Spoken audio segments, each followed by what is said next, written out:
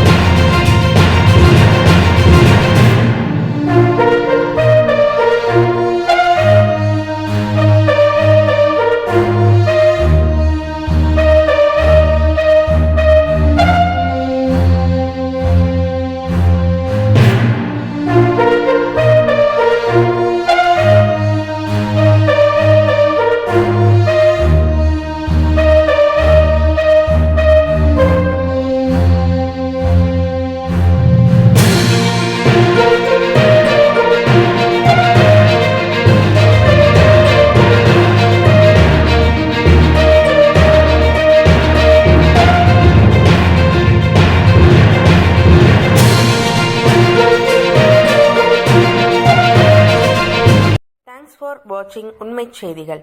நெல்லை செய்திகளை உடனுக்குடன் தெரிந்து கொள்ள சேனலை சப்ஸ்கிரைப் பண்ணுங்க, லைக் பண்ணுங்க, ஷேர் பண்ணுங்க.